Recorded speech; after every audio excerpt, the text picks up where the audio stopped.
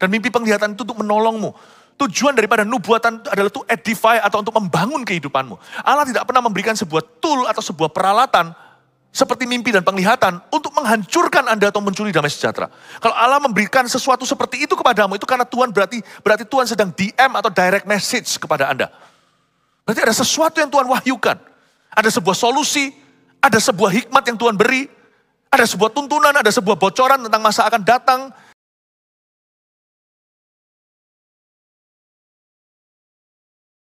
Tuhan, terima kasih, kami mengasihi-Mu. Thank you for being so good to us. Makasih Engkau begitu baik. Engkau tidak pernah sekalipun, sedetik pun meninggalkan kami. Kadang kami nakal, kadang kami bandel, tapi Tuhan tetap sertai. Thank you for that. Hamba-Mu berdoa supaya Engkau mengajari kami, firman yang datangnya dari hati yang mengajari kami, dan membuat kami semakin paham bagaimana berjalan dengan Tuhan.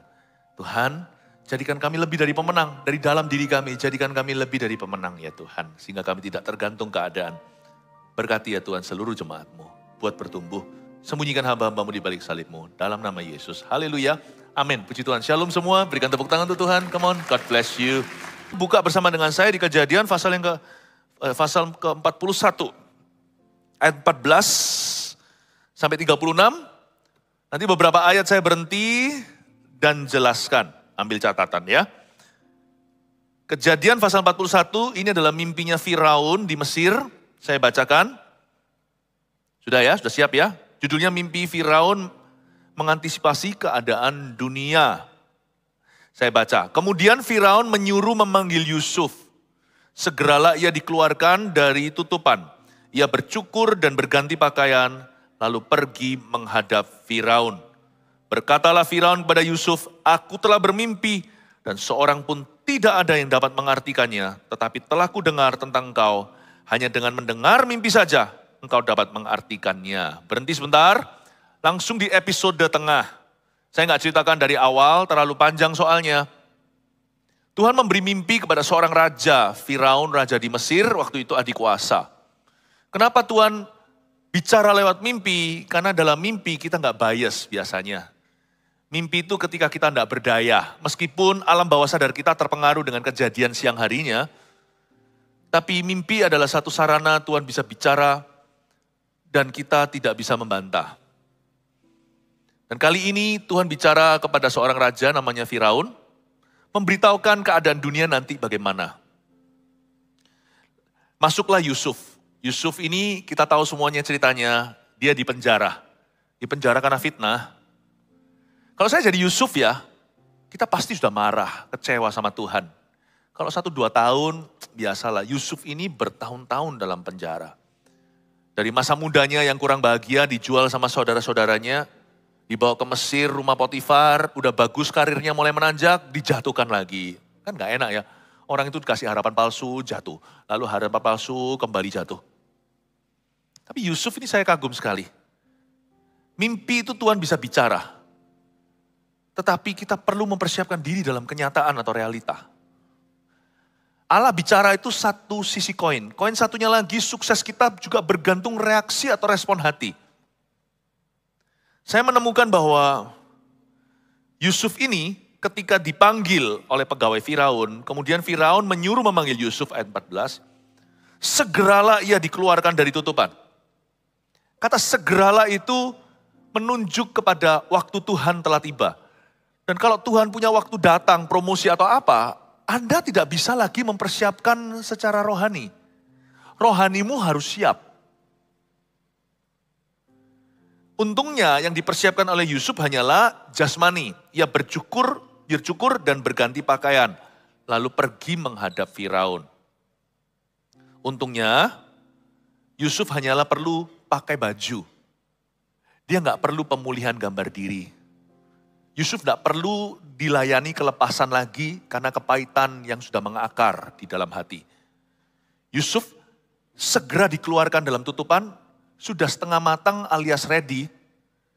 Tinggal bercukur aja dikit, rapi-rapikan, di-trimming, pergi ke barber. Kalau bisa ya, buat persiapan seminim mungkin kalau Tuhan punya waktu tiba dalam kehidupanmu. Tuhan bisa bicara lewat mimpi, tapi ketika mimpi jadi kenyataan, are you ready? Ya. kita itu perlu mempersiapkan diri. Mengantisipasi keadaan dunia atau mengantisipasi keadaan di sekeliling kita harus dimulai dari diri sendiri yang berbenah. Harus dimulai dari kita sendiri yang harus mempersiapkan. Jangan berkata sebentar lagi hujan, payungnya mana? Waktu di retreat, Pastor Fuji menyampaikan firman yang bagus sekali. Dalam sebuah ilustrasi dia ceritakan, di Afrika ada seorang yang berdoa menuntun semua umat Tuhan karena di sana terjadi kekeringan cukup panjang, kemarau yang tak berhenti. Ketika ditanya sekali, 2 kali, 3 kali, ditanya, kalian percaya, Anda percaya akan turun hujan? Semua berkata iya dengan antusias. Tapi pendeta itu berkata ketika 3 kali setelah mempertanyakan, bohong. Kira-kira begitu. Kalian semua gak percaya, kaget semua jemaat. Kalau percaya pasti sudah antisipasi, mana payungnya? Kalau kita berdoa, percaya nanti ada hujan, bawa payung dong. Atau bawa jas hujan. Hari ini kita bicara tentang mimpi penglihatan. Apa mimpi Tuhan dalam kehidupanmu? Apa mimpimu dalam Tuhan? Antisipasi. Antisipasi itu harus positif. Kita tidak boleh putus pengharapan. Hari-hari ini banyak orang kena penyakit anxiety. Baru kemarin saya diberitahu satu orang lagi. Orang lain lagi dalam jemaat. Gak bisa tidur.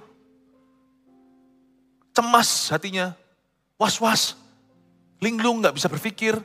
Kayaknya hari-hari ini hawanya gitu deh di dunia ini. Setelah COVID ini kayaknya manusia jadi lebih gak punya pegangan. Apa yang Anda antisipasi?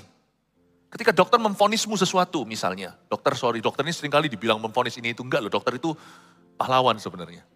Mereka hanya memberitahu fakta, mereka gak bisa apa-apa kan. Memang itu ilmuwan. Tapi ketika Anda dapat diagnosa, what will you do?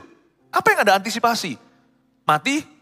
Kalau mati sudah kuno, dari dulu semua kita waktu lahir harus sudah antisipasi mati. Siapapun yang lahir harus siap mati. Tidak gitu aja. Sebenarnya loh ya, anak kita dulu kan kecil kan. Anda lihat gak kematian di wajahnya? Kok bisa? Tambah hari, tambah kelihatan hilang baby face-nya. Itu adalah gravitasi kekuburan loh semua kita. Makin tua kita makin kelihatan, kita semua akan mati suatu hari. Saya dulu jauh lebih ganteng dari ini. Ya, mata saya pun tidak menipu. Dikit-dikit cerita lah ya karena kita keluarga. Mata saya dulu itu kata orang-orang biasanya dalam bahasa Chinese-nya itu dragon eyes. Matanya naik gini. Gara-gara mungkin KKR terlalu banyak teriak-teriak. Jadi ototnya mengendur sekarang mulai turun begini. Di wajahku ada kematian, tidak bisa lihat. Semua kita akan meninggal. Kalau itu kuno, antisipasi mati itu, semua orang harus tahu. Tiap kali nyanyi happy birthday to you itu panjang umurnya. Sebenarnya lebih pendek umurnya. Tahu nggak? Panjang umurnya. 1 tahun lagi itu lebih pendek umurnya. Sadar nggak? Cuman setiap orang sungkan, everyone is too nice to you. No one will tell you the truth. Saya aja jadi orang jahat dari sini beritahu. Bapak Ibu, welcome to the fact, ke fakta ini. All of you will be dead. Kalau Tuhan belum datang, we all will die. Kita semua akan mati. Jangan beritahu saya akan mati. Antisipasi yang lain dong. Mati itu fakta. Beritahu saya kebenaran. Beritahu sama saya bahwa hidupku akan dipakai oleh Tuhan. Sisa hidupku akan berguna. Gak peduli hidup berapa tahun atau berapa bulan yang didiagnosa. Mujizat sih satu hal. Tapi punyakah engkau hikmat? What will you do with the rest of your life? Apa yang akan Anda lakukan dalam masa mudamu? Kalau orang muda di sini, ingatlah Anda tidak akan hidup selamanya. You akan tua. Yang tua, sorry saya beritahu. Anda tidak lama. Masih bisa hidup 30 tahun pun gak lama itu. 20 tahun apalagi. But tell me something more. Beritahu saya sesuatu yang lebih. Jangan itu melulu. Semua orang tahu itu pengumuman. Langit biru, air itu basah. Saya tahu semua. Tell me something. You come to church to learn something that the world cannot tell you. Anda datang ke gereja untuk mempelajari sesuatu yang dunia tidak bisa beritahu. Mengantisipasi keadaan itu harus dari iman. Harus dari firman. Allah punya rencana dalam hidup saya. Belum lagi kalau mujizat terjadi. Wow. Kalau ternyata didiagnosa sekian bulan, ternyata bisa tahunan. Wow. Atau mungkin hidup kita kan gak bisa kita perlamban. Gak bisa kita pokoknya hidup itu cuma bisa kita percepat, gak bisa kita perlambat. Saya gak tahu, tetapi kalau Tuhan mau memakai hidup saya, wow, terjadi percepatan. 10 tahun hidupku melebihi 100 tahun orang lain. Oh, aku mau Tuhan, pakailah aku. Make me useful, use me. Gunakan saya, manfaatkan kalau bisa. Use my life. Aku mau cari perkara-perkara sorga. Aku mau mengumpulkan harta di sorga, bukan harta di dunia. Ya bekerja sih, investasi, menabung haruslah ya untuk kelangsungan hidup. Tapi aku mau taruh hatiku pada perkara-perkara yang kekal. Use me. Pakai aku. Sehingga 10 tahunku dengan Yesus melebihi 100 tahun orang tanpa Yesus. Bukan dalam pengumpulan dana, dalam pengumpulan jiwa, dalam berbuat kebajikan. Mengantisipasi keadaan dunia. Certain things cannot change. Ada hal-hal tertentu gak mungkin berubah. Yang bisa berubah itu you and me. Anda dan saya. Cara pandang kita bisa berubah. Yusuf itu segera dikeluarkan dari tutupan. Ia cukup bercukur berganti pakaian. Dia gak perlu pemulihan di dalamnya. Kerohanian kita harus senantiasa muda. Awet muda itu di dalam roh kita. Amin Bapak Ibu Saudara. Tapi ngomong kanan kirinya. Meskipun Anda semakin tua, tambah cakep kok. Bilang kita. Karena kasih menutupi banyak sekali kekurangan. Amin ya. Puji Tuhan. Ayat 15, berkatalah Firaun kepada Yusuf, aku telah bermimpi dan seorang pun tidak ada yang dapat mengartikannya. Tetapi telah kudengar tentang engkau, hanya dengan mendengar mimpi saja engkau dapat mengartikannya. Wah, Yusuf dipuji. Kalau ini pujian dari hamba lain cerita, ini pujian dari raja loh. Kalau Anda dipuji sama seorang jenderal, seorang pejabat tinggi, seorang bos besar, presiden, then I think kita berhak untuk besar kepala. Tapi Yusuf itu mawas diri. I love about this guy. I love about this guy. Ya, Yusuf menyahut Firaun. Bukan sekali-kali aku. Melainkan Allah juga yang akan memberitakan kesejahteraan kepada tuanku Firaun. Lalu berkatalah Firaun kepada Yusuf. Dalam mimpi itu, aku berdiri di tepi sungai Nil. Sebelum kita baca mimpinya, Yusuf menepis pujian kepadanya. Ingatlah Bapak Ibu Saudara, bahwa apa-apa selalu berikan kemuliaan kepada Allah. Gak perlu kita itu dikit-dikit, haleluya, puji Tuhan dengan latah. Tapi ketika kemuliaan perlu diberikan, itu bukan kelatahan. Give to God what belongs to God. Berikan kepada Kaisar apa yang milik Kaisar, kepada Tuhan milik Tuhan. Itu bukan uang, bukan pajak, bukan persepuluhan saja, tapi terutama pengakuan mulut kita. Ketika Yusuf dipuji oleh seorang raja yang sekuler, yang tidak mengerti atau mengenal Tuhan, dia berkata, kamu hebat ya, kamu dengar aja langsung tahu mimpi. Yusuf menepisnya dan berkata, bukan sekali-kali aku, melainkan Allah yang akan memberitakan kesejahteraan kepada tuanku Baginda.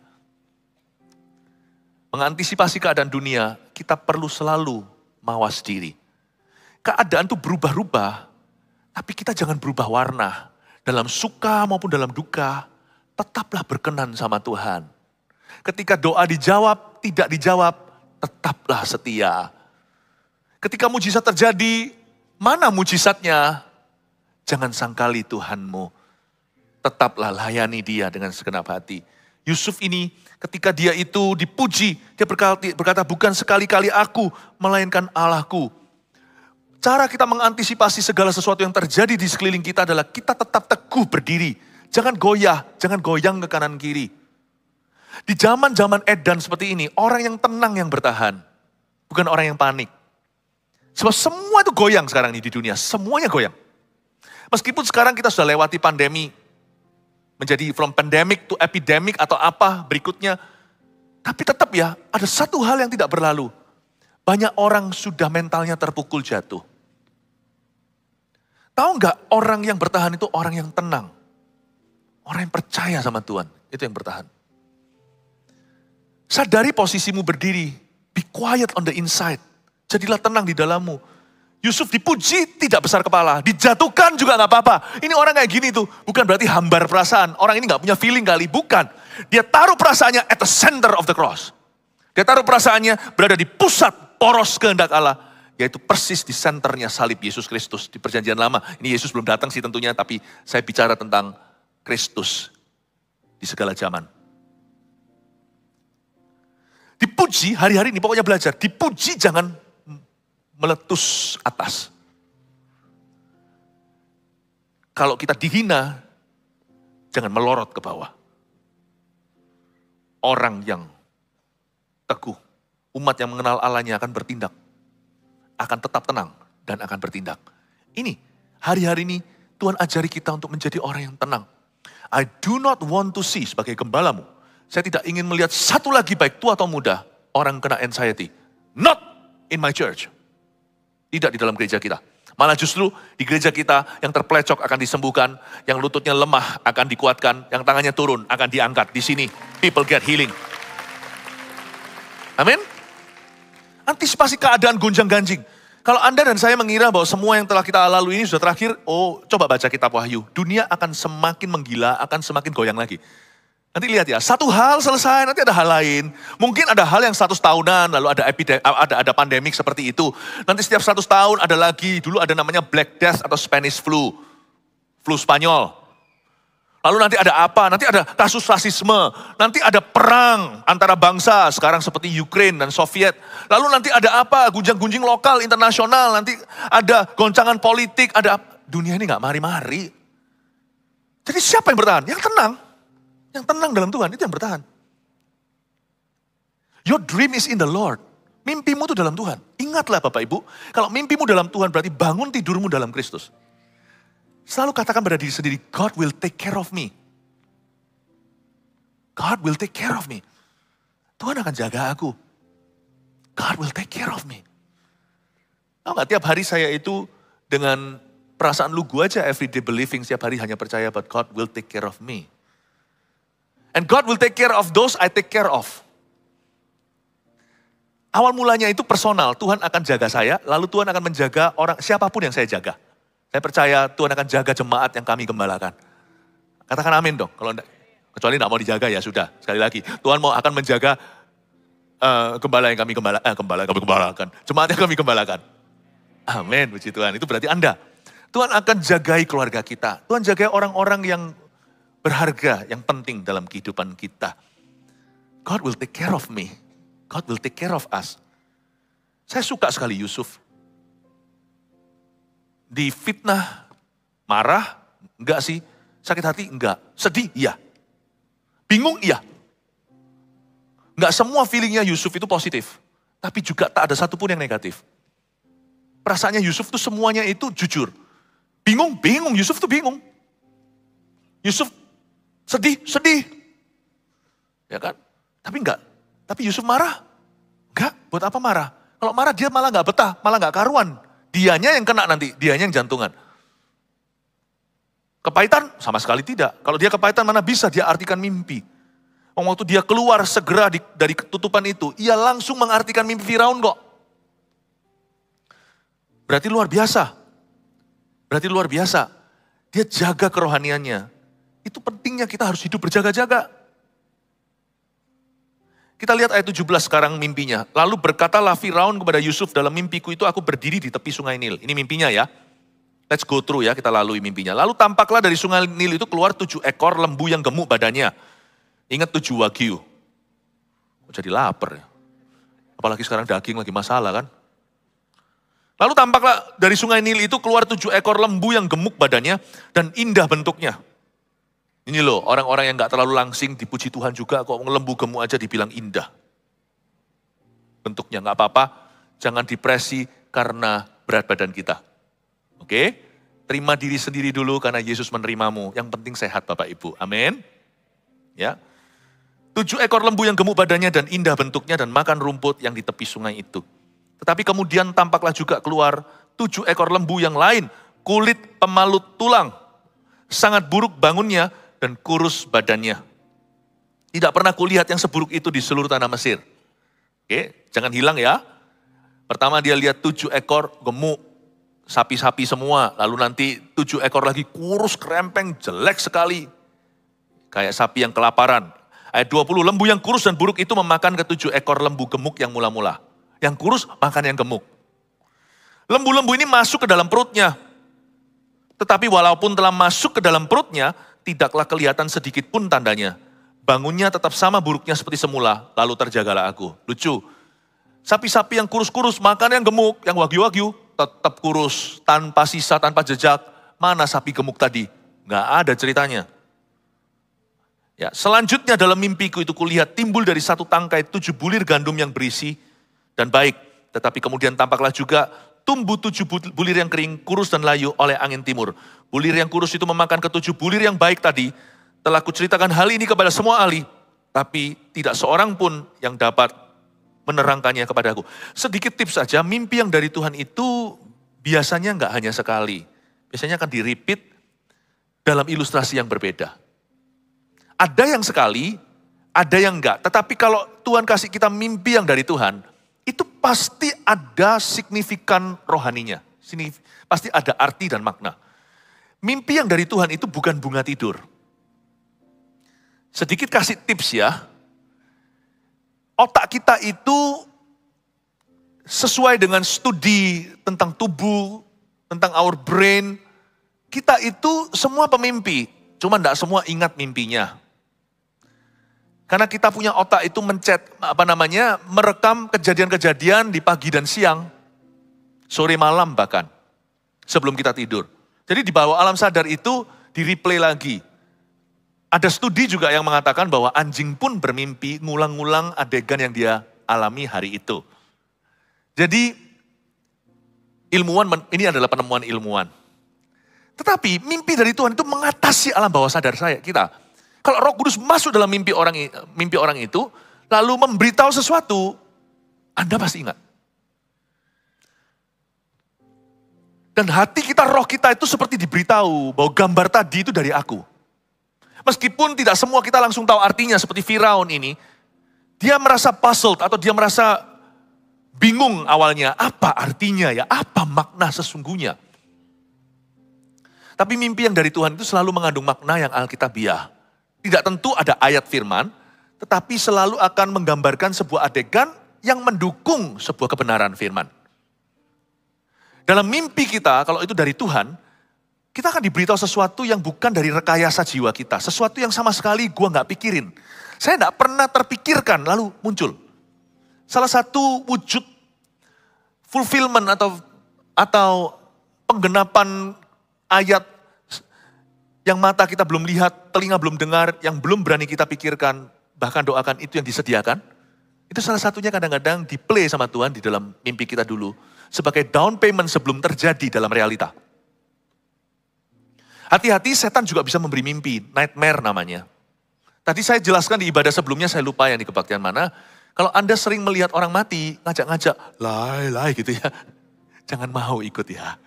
Kalau terus-terusan, minta didoakan. Tidak didoakan. Pernah sekali kejadian seperti itu kami doakan, lalu Tuhan kasih hikmat. Kami yang mendoakan itu kan melengkapi jemaat. Kita semua bisa dengar suara Tuhan, tapi mungkin kita perlu spion ekstra kiri dan kanan. Disitulah saudara seiman. Saya beritahu, tempat tinggal Anda itu rasanya itu ada sesuatu ya. Ternyata betul, ada sejarahnya dan rumah itu belum pernah dikuduskan. Kalau nggak ada masalah ya nggak usah cari masalah. Nggak apa-apa, nggak usah cari-cari di sini ada apa. Nggak usah dicari, setan tuh banyak di dunia. Sepertiga malaikat kok. Jumlahnya berapa kita nggak tahu. Apakah setan itu jumlahnya roh jahat itu miliaran seperti manusia atau jutaan, saya tidak tahu. Yang pasti berlaksa-laksa di atas berlaksa-laksa, saya tidak tahu berapa. Malaikat Tuhan aja loh disebut di Alkitab thousands upon thousands dalam bahasa Inggrisnya. Ribu di atas ribu, ribu kali ribu itu 1 juta. Malaikat Tuhan aja kalau dari hitungan matematika, tulisan literaturnya ada jutaan. Di sepertiga diambil, nggak tahu berapa. Nggak usah cari-cari, pasti ada. Tapi kalau nggak mengganggu ya sudah. Saya punya kebiasaan kalau masuk satu tempat, hotel atau apa tempat yang dipakai banyak orang, saya selalu berdoa minta kuduskan dulu. Upon arrival ya, masuk ke kamar itu saya doakan. Supaya jangan ada jatuh sakit, salah paham di sana, kecelakaan. Saya doakan. Kalau rumah sendiri nggak usah doa-doain, tengin-tengin terus, nggak usah, kecuali ada gangguan. Apalagi tempat itu dipakai itu harmonis keluarga, untuk mesbah keluarga, mesbah doa. Don't worry about it. Berbahagialah rumahnya yang dipakai itu cell group sih. Sekalian kalau ada rumah-rumah yang perlu dipakai untuk CG, tawarkan dirimu. Perlu banyak nih rumah untuk bisa pakai untuk CG. CG kita ribuan. Berkatnya itu tinggal di Anda, hai Obed Edom. Tapi saya pernah sekali doakan orang begitu, mimpi-mimpi terus nightmare buruk. Ternyata tempatnya memang ada sesuatu. Ternyata ada sesuatu. Tapi kadang-kadang bukan karena begitu, memang kadang-kadang setan seperti ada kutuk keturunan yang ngejar orang itu. Terus saja mimpi orang mati sih. Apalagi mimpi orang mati yang tidak kenal Tuhan atau keluarga siapa mungkin orang tua atau semoga orang tua Anda sudah kenal Tuhan sebelum dipanggil Tuhan ya. Tapi mungkin seperti engkongnya atau apa lalu berkata, kakek kedinginan. Arwah sudah tidak bisa bicara, sudah kembali ke pencipta. Itu roh jahat yang kamuflase atau roh jahat yang pakai topeng. Untuk mengganggu nuranimu. Untuk membuat Anda lebih condong ke arah penyembahan berhala. Membuka jalur okultisme dalam kehidupan Anda supaya firman gak cukup bagi hidupmu. Anda ada superstisi supaya masuk dari sana. Melemahkan imanmu supaya nanti waktu lawan setan terbahak-bahak ketawa. Anda gak punya fondasi yang kuat dalam kebenaran. Tengking aja, bilang dalam nama Yesus, kamu bukan engkongku. Engkongku sudah sama Tuhan. Apakah dia sudah selamat atau binasa, bukan lagi urusan kita. Dalam nama Yesus pergi, jangan ganggu aku. Amin Bapak Ibu. Kalau mimpi yang dari Tuhan itu pasti ada makna. Dan kadang-kadang diizinkan Tuhan diulang. Dengan ilustrasi berbeda. Yang tadi lembu, sekarang butir gandum.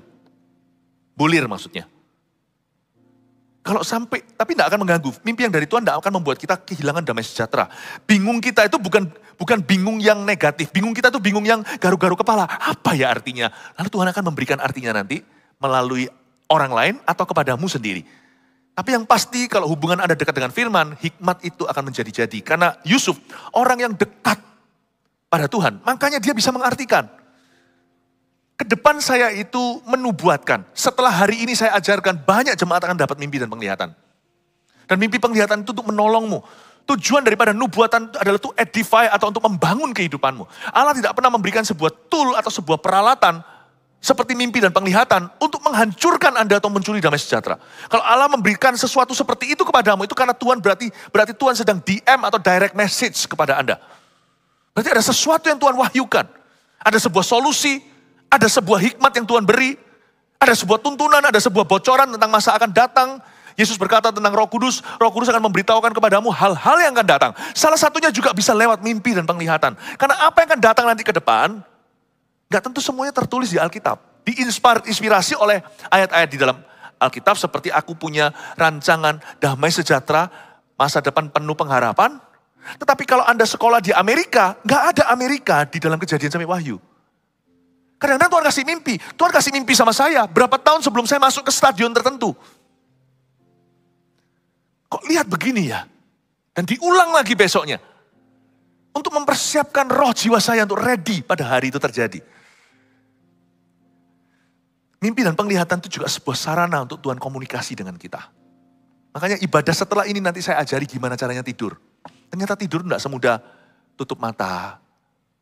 Lalu habis itu tertidur. Pulas, gak semudah itu. Mau tidur itu persiapkan hati. Karena mungkin Tuhan akan wahyukan sesuatu. Saya dari dulu itu punya janjian sama Roh Kudus. Setiap kali saya tidur pokoknya saya ready loh ya, Tuhan mau ngomong apa. Setiap kali saya tidur. Ya. Nanti saya ajarkanlah di ibadah selanjutnya. Tetapi sekarang ini dulu. Lalu kata Yusuf pada Firaun ayat 25, kedua mimpi tuanku Firaun itu sama. Allah telah memberitahukan kepada tuanku Firaun apa yang hendak dilakukannya. Ketujuh ekor lembu yang baik itu ialah 7 tahun. Dan ketujuh bulir gandum yang baik itu ialah 7 tahun juga. Kedua mimpi itu sama. Ketujuh ekor lembu yang kurus dan buruk yang keluar kemudian, maksudnya 7 tahun. Demikian pula ketujuh bulir gandum yang hampa dan layu oleh angin timur itu, maksudnya akan ada 7 tahun kelaparan. Inilah maksud perkataanku. Ketika aku berkata kepada tuanku Firaun, Allah telah memperlihatkan kepada tuanku Firaun, garis bawah ini, apa yang hendak dilakukannya. Berarti sudah final dong. Kalau ada kata apa yang hendak dilakukan Tuhan, udah gak bisa negosiasi lagi, harga pas, gak boleh turun lagi. Bisa gak Allah memberitahu kepada kita sesuatu yang sifatnya tidak kita harapkan? Kalau nggak bisa, berarti Allah itu jajahan kita. Allah bisa memberitahu kita apa saja.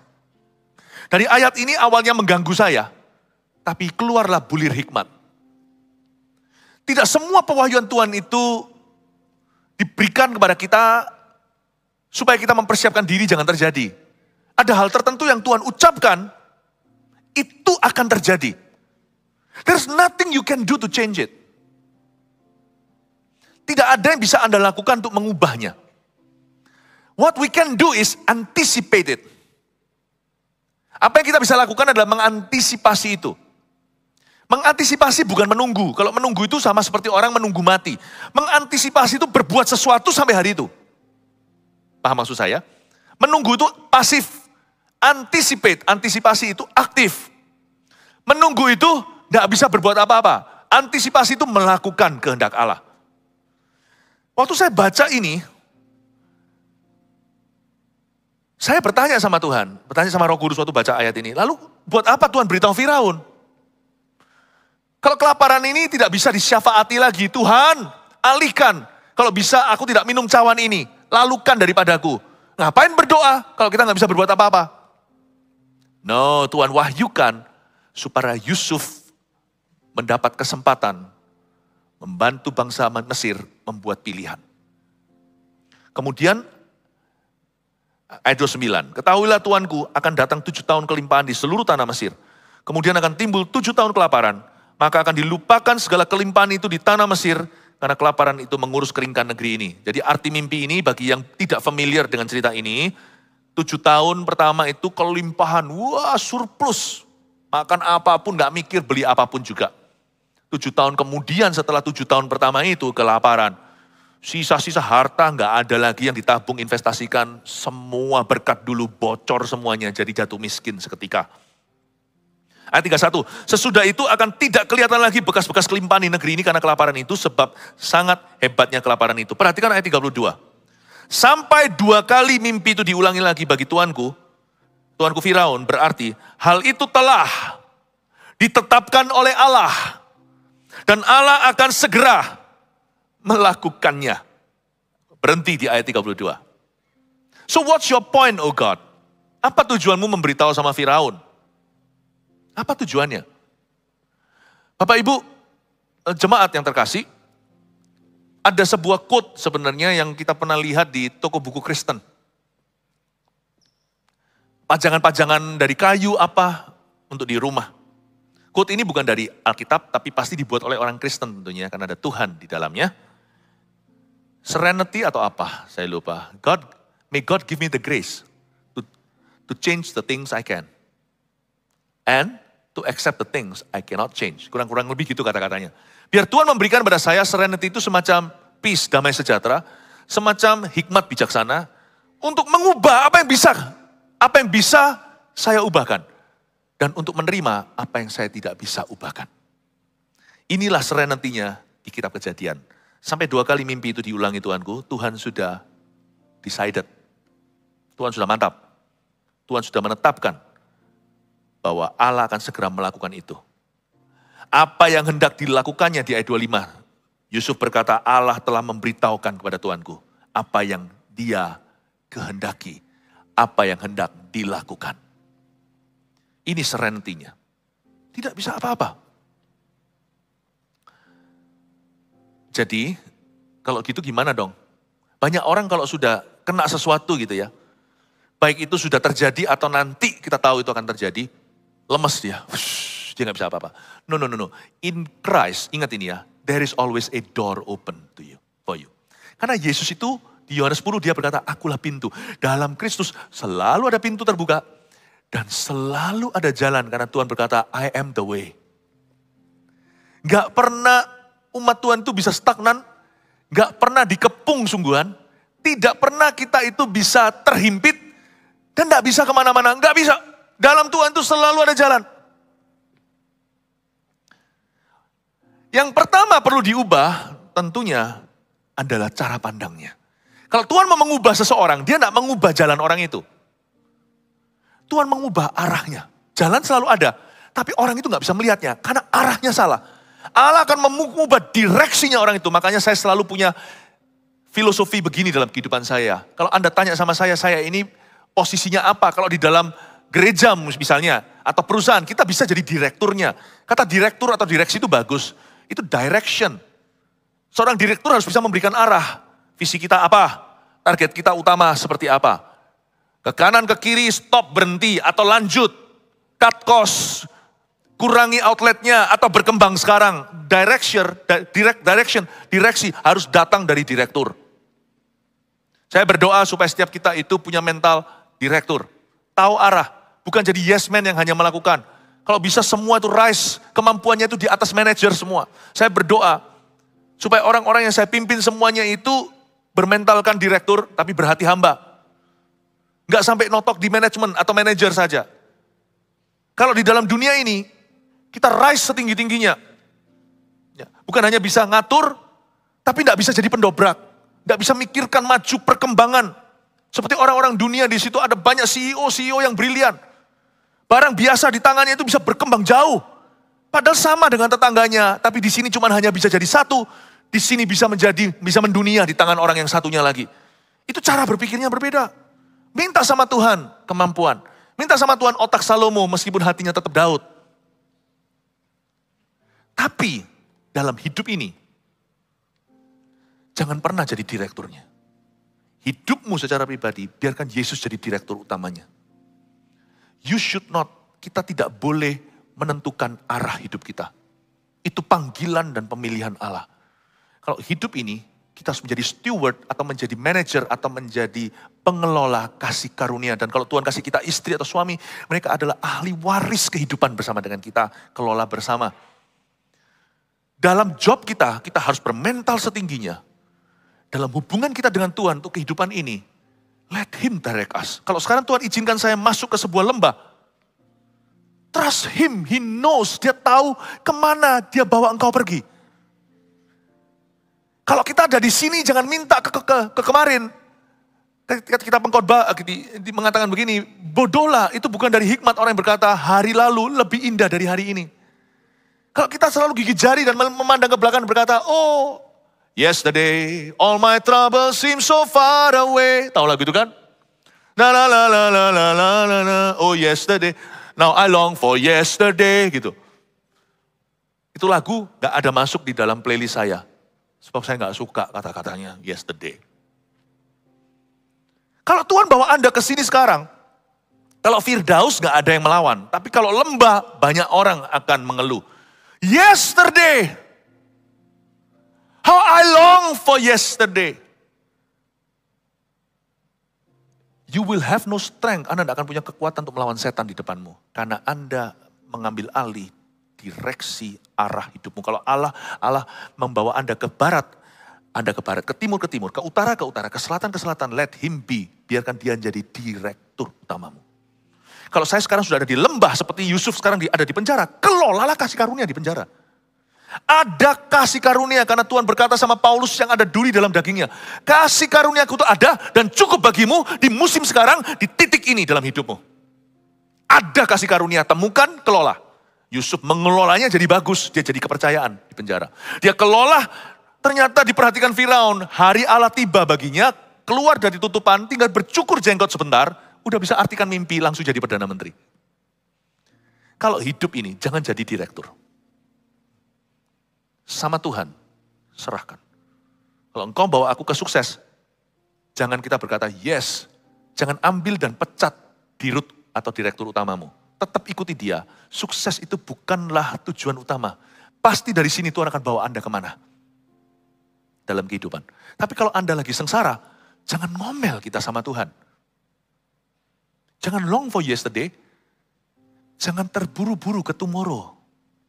There is grace today. Ada kasih karunia bagimu hari ini. Amin Bapak Ibu. Cara pandang kita yang harus diubah. Karena waktu cara pandang kita diubah, kita lihat jalan. Jadi jangan minta jalan sudah ada. Minta arahan, kita akan lihat jalan.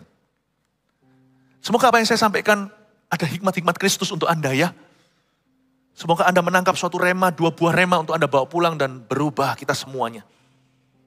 Oleh sebab itu, saya suka sekali ayat 33, kalau ada kata oleh sebab itu berarti orang ini adalah manusia aksi, a man of action. Oleh sebab itu, therefore, karena itu, baiklah tuanku Firaun mencari seorang yang berakal budi dan bijaksana dan mengangkatnya menjadi kuasa atas tanah Mesir. Saya suka Yusuf. Dia nggak berada di sisi wahyu saja, dia punya hikmat. Dia nggak hanya berada di mimpi, dia setajam itu dalam kenyataan. Dia berkata, oke Tuhan, mari kita cari orang yang berakal budi dan bijaksana, angkat jadi kuasa di tanah Mesir. Baiklah juga tuanku Firaun berbuat begini. Orang kalau lihat arah, dia bisa menentukan jalan. Kamu harus buat gini. Langsung ada perencanaan, ada persiapan, yakni menempatkan penilik-penilik atas negeri ini.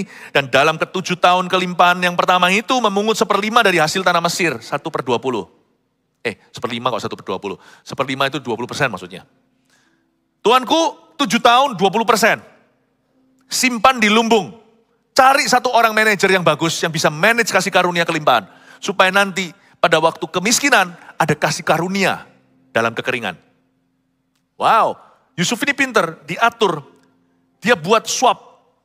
Bukan swap ini ya, swapping, ditukar gini. Ditukar, di kelimpahan itu kasih karunia dipinjamkan untuk nanti kekeringan. Yusuf ini tahu bagaimana memainkan waktu. Tidak ada namanya mesin waktu. Yang ada hanyalah manajer waktu. Saya berdoa pagi hari saat teduh. Itu investasi, itu manajemen waktu. Saya hilang 1 jam. Orang langsung pergi kerja. Nggak apa-apa, jalano dulu. Go. Saya 1 jam ngecat HP saya. Turbo. Keluar, masuk ke tempat kerja saya langsung. Langsung Sonic Hedgehog. Orang sana jalan tanpa Tuhan. Jalan dulu 1 jam. Sampai tengah hari. Kura-kura yang menang terus. Investasi waktu pagi hari. Saya doa dulu. Bedanya hasil terakhirnya. Yusuf menukar the grace of time. Kasih karunia waktu. Kayak gini, di sini dipinjamkan ke sini. Waktu mereka kelimpahan, mereka bertindak seolah-olah kelaparan. Supaya nanti waktu mereka kekeringan, mereka bertindak seolah-olah kelimpahan. How powerful. How powerful. Andai kata semua jemaat kita punya hikmat seperti ini. Makanya saya tidak mau kasih Anda ayat firman-firman biasa. Hari ini saya mau bawa Anda, saya gini itu gambling juga. Membawa Anda masuk ke, ready gak ya? Saya cuma mikir jemaat siap gak ya? Saya ajak tantang untuk berpikir lebih dalam lagi. Masuk ke dalam kejeniusannya Roh Kudus. Berbahagialah Anda yang bisa menangkap pengajaran ini dan menerapkan. Anda akan mengalami terobosan yang tidak pernah Anda bayangkan dan mimpikan. Semoga Anda menangkap sesuatu. Ya. Lalu mereka harus mengumpulkan segala bahan makanan, ayat 35 dalam tahun-tahun baik yang akan datang ini dan dibawa kuasa tuanku Firaun menimbun gandum di kota-kota sebagai bahan makanan serta menyimpannya. Demikianlah segala bahan makanan itu menjadi persediaan untuk negeri ini dalam ke-7 tahun kelaparan yang akan terjadi di tanah Mesir, supaya negeri itu jangan binasa karena kelaparan itu. Ayat-ayat sisanya yang barusan saya bacakan ini apa sih? Dapatkah Anda bisakah Anda melihat Yusuf sedang membuat perencanaan? Padahal loh, perencanaan Yusuf itu dibawa kedaulatan Allah. Allah sudah menetapkan kelaparan akan tiba. Ini nggak lucu ini. Ini kayak sebuah pesta, enaknya di depan, belakangnya tinggal hutang piutang. Tapi Yusuf melihat kasih karunia Allah. Dan dia bisa ngatur demikian rupa dengan sebuah perencanaan, dengan sebuah hikmat, dengan persiapan yang matang, sehingga dia bisa menengadah ke surga dan berkata, no problem Bapak, we are ready for this. Wow. Dia nggak pahit sama Tuhan, kenapa kau izinkan, kenapa kau izinkan. Tapi dia bisa mempersiapkan sesuatu yang sifatnya kutukan menjadi berkat. Itu hebat. Karena orang lahir sudah diberkati, dia punya berkat itu biasa. Tapi kalau orang nggak punya apa-apa tiba-tiba bisa menjadi berkat, itu baru hebat. Yusuf punya proyek, dia mikirkan gimana caranya hidupnya bisa turn around, bisa berbalik. Dia punya perencanaan. Sedangkan orang kalau dengar news kabar buruk gitu aja, jangankan kelaparan seperti ini, kematian. Apa kayak langsung lemes dulu. Tapi Yusuf melihat, oke, tunggu. Mujizat taruh dulu di sisi sini. Oke, kalau begini, apa yang harus kulakukan? Langsung dia buat perencanaan, bisa tenang gitu loh. Kita berkata, andai aku punya iman kayak Yusuf. Nah, enggak usah mengandai-andai, makanya diajarkan ini supaya kita punya iman seperti Yusuf. 3 poin sederhana lah. Bagaimana mengantisipasi keadaan dunia termasuk ini mimpi Firaun. 1, hidup berjaga-jaga setiap saat di dalam hadirat Allah. Taruhlah dirimu pada posisi tidak akan pernah butuh terlalu dipulihkan. Berani nggak kita nggak melihat diri sendiri sebagai mental korban? Saya punya komitmen pada diri sendiri bahwa saya tidak perlu terlalu butuh dipulihkan. Perlu dikit-dikit lah. Paling cuma sedikit pinggiran-pinggiran kalau lagi ada kasar-kasar kerak-keraknya, namanya hidup itu kan penuh dengan tantangan, penuh dengan gesekan. Dari waktu ke waktu, makanya lihat ya, kalau orang yang perlu pemulihan pinggiran itu masuk hadirat Allah sekali udah langsung beres. Nangis dikit di kaki itu ada gitu, nggak tahu, kadang-kadang ada keluhan, nggak bisa jelaskan aja, nggak bisa utarakan aja. Apa yang roh kita rasakan itu kadang-kadang, pokoknya sepanjang hari itu, pernah enggak Anda merasa sepanjang hari itu rasanya Anda mau lari aja, nggak mau ketemu siapa-siapa. Kalau bisa jadi burung unta itu kepala kita ditaruh di bawah pasir gitu loh, semua dunia lenyap di depan kita. Nggak pernah, itu cuma saya kadang-kadang. Kadang juga merasa begitu, rasanya kepingin, lari dari realita. Tapi masuk hadirat Allah sekali, beres langsung tuh. Nangis dikit atau nangis yang menderu-deru, beres langsung. Gak perlu sampai kelepasan.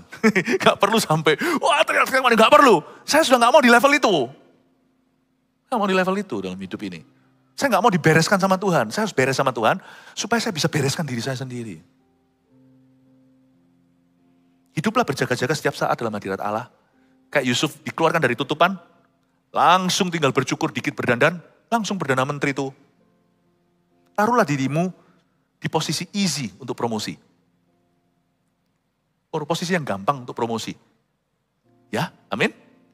Ayo kita buat komitmen gitu. Kita gak bisa promosikan diri sendiri, gak bisa dan gak boleh. Tapi kalau kita taruh diri kita di posisi yang easy, yang mudah untuk dipromosikan, udahlah. Tuhan tahu bagaimana mengangkat hamba-hambanya, anak-anaknya. 2. Latih kepekaan membaca maksud Allah di balik setiap perkara. Kayak Yusuf gitu loh, yang berubah itu cara pandangnya. Latih dulu kepekaan, baca maksud Allah di balik setiap perkara. Nggak usah longing for yesterday, nggak usah kita mikirkan, oh kemarin itu indahnya atau tergesa-gesa ke depan, nggak usah. Cari kasih karunia Allah sekarang, baca maksud Allah. Belajar latih dirimu peka. Karena kita semua itu cenderung negative thinking. Semua kita itu cenderung overthinking. Tapi kalau kita melatih diri kita peka, bisa baca. Itu kayak orang baca not. Itu loh, baca not balok yang orang main musik lalu cambah-cambah, itu tauge-tauge itu loh. Saya itu bisa kagum sama orang-orang yang bisa baca. Itu bisa ya itu ya. Nah, itu kan perlu latihan kan. Kalau baca, itu tauge gitu. Orang tertentu itu bisa. Sampai dibalik. Kok bisa gitu ya?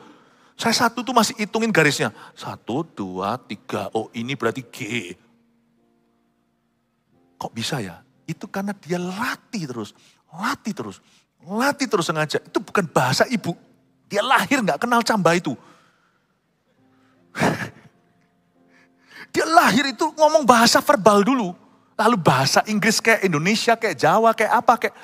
Dia baca itu karena dia latih lagi. Sampai dia ini bisa sinkron dengan ini. Itu latihan. Jangan ngomong soal iman dulu dah. Jangan ngomong soal profetik.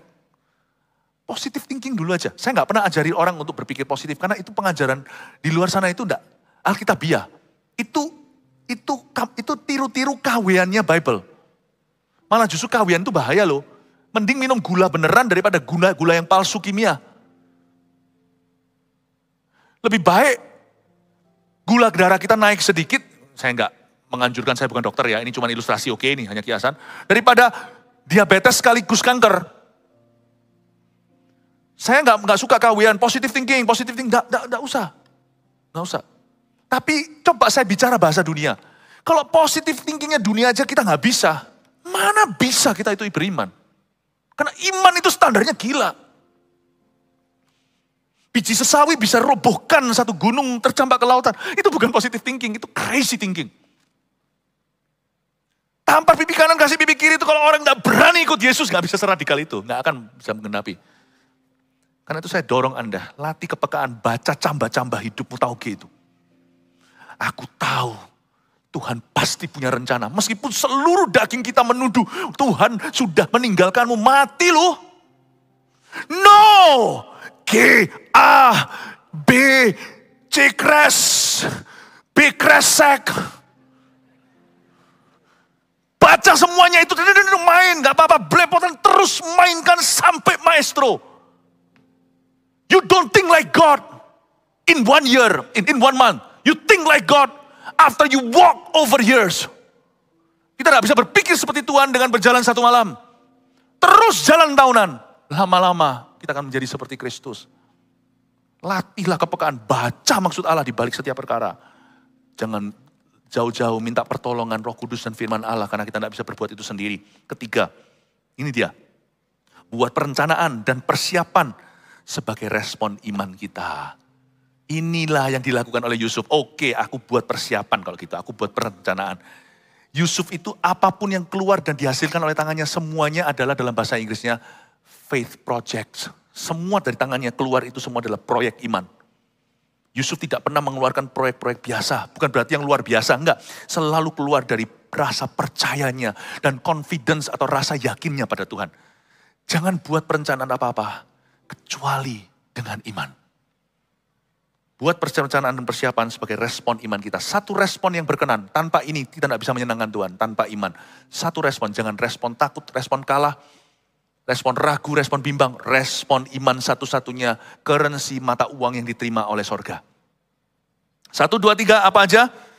Mengantisipasi keadaan dunia lewat mimpi Firaun, hidup berjaga-jaga setiap saat dalam hadirat Allah. 2, di foto ya, biar oke nanti.